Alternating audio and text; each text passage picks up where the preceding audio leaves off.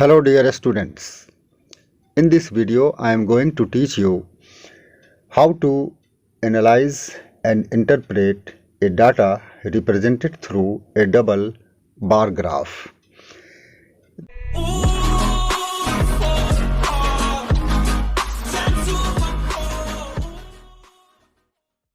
The English paper of your coming board examination will have a question on this topic. The question will be like this. The chart given below displays data about the number of digital devices purchased in Rishunagar across the years 2015 to 2019. Write a paragraph analyzing the given data.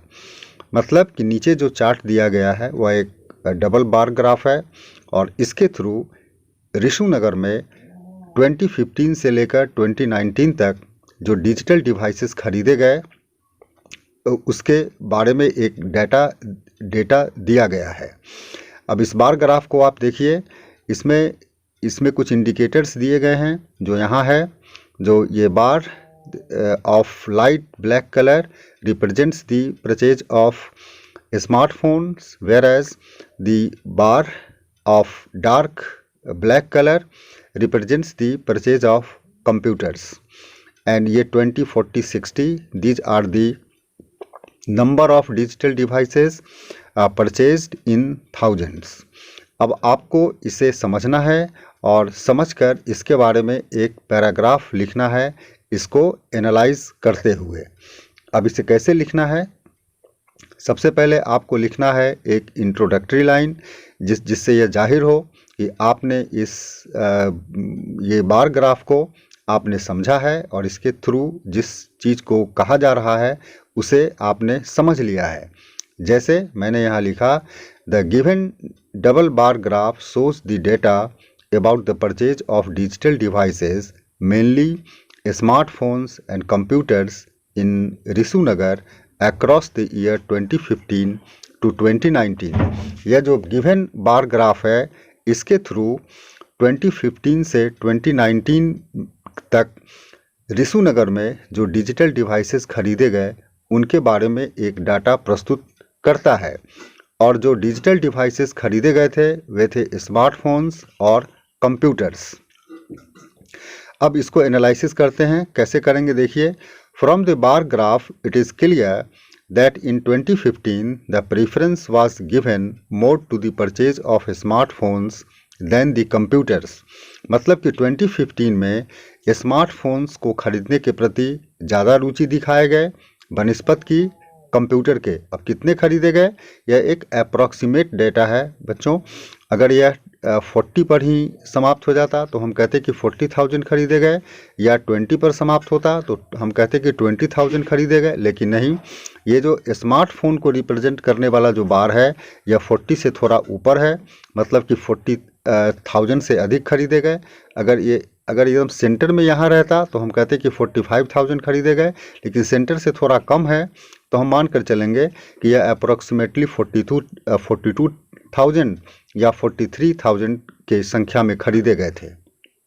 अब इसी तरह से हम ये सारे year में इन bars को देखेंगे और एक अप्रॉक्सीमेट डेटा हम निर्धारित करेंगे कि कितने हज़ार में वह कितने संख्या में खरीदे गए थे, कितने हज़ार वह थे। अब जैसे हमने यहाँ लिखा कि from the bar graph it is quite clear that in 2015 the preference was given more to the purchase of smartphones than the computers. In this year about 43,000 smartphones were purchased, whereas the number of computers purchased was approximately 39,000. मतलब कि 2015 में 43,000 smartphone खरीदे गए और 39,000 computers खरीदे गए। In the following year the trend remained same, with number of smartphones purchased being approximately 62,000 and the computers being 59,000. मतलब कि फॉलोइंग ईयर यानी कि 2016 में जो स्मार्टफोन्स खरीदे गए वह 62,000 थे लगभग, और कंप्यूटर लगभग 59,000 खरीदे गए। But in 2017 the trend had a sudden change. लेकिन 2017 में यह ट्रेंड बदल गया। कैसे बदल गया कि in this year the number of computers purchased was greater approximately 84,000 then the smartphones which was approximately 79,000। क्योंकि इस साल जो स्मार्टफोन खरीदे गए वह कंप्यूटर की संख्या में कम थे। इस वर्ष कंप्यूटर सबसे ज़्यादा खरीदे गए जिसकी संख्या थी 24,000 और स्मार्टफोन्स जो खरीदे गए वह थे करीब 79,000। In 2018 there was a decline in purchase of both digital devices in comparison to the previous years. लेकिन 2018 में इन दोनों जो डिजिटल डिवाइसेस हैं इनका जो परचेज था वह विगत वर्षों की तुलना में, पिछले वर्षों की तुलना में थोड़ी कम गई। लेकिन अभी भी हम देखते हैं कि यहाँ पे जो ओल्ड ट्रेंड था, स्मार्टफोन का जो क्रेज़ था वह फिर से वापस लौट आया। इस वर्ष स्मार्टफोन ज़्यादा खरीदे गए और कंप्यूटर कम खरीदे गए। सिर्फ 2017 में कंप्यूटर ज़्यादा खरीदे गए थे और स्मार्टफोन्स कम खरीदे गए थे। लेकिन बाकी की जो ये बार हम देखते हैं 2019 में भी देखिए तो स्मार्टफोन ज़्यादा खरीदे गए, 18 में भी ज़्यादा खरीदे गए, ठीक है, और सिर्फ 17 में कंप्यूटर ज़्यादा खरीदे गए और स्मार्टफोन कम खरीदे गए। अब इसी को लैंग्वेज में हमें लिख देना है। जैसे हमने यहाँ पर लिखा कि in 2018 there was a decline in the purchase of both the digital devices in comparison to the previous years.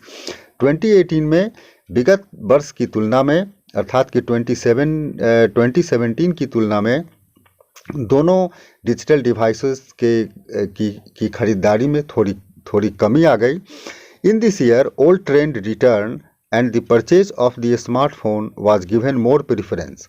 इस वर्ष बस एक खास बात यह हुई कि जो पुराना ट्रेंड था स्मार्टफोन को खरीदने का वह फिर से वापस लौट आया। इस वर्ष भी जो and it reach to approximately 65,000 followed by computers which was approximately 46,000।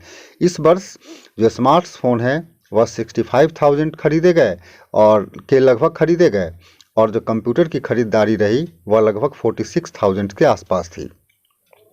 In 2019, the purchase of both computers and smartphones got a sudden rise. लेकिन 2019 में स्मार्टफोन और कंप्यूटर्स इन दोनों ही डिजिटल डिवाइसेस के खरीदारी में अचानक से वृद्धि हो गई। In this year the craze for smartphones continued and the number of purchase reach to approximately 105,000।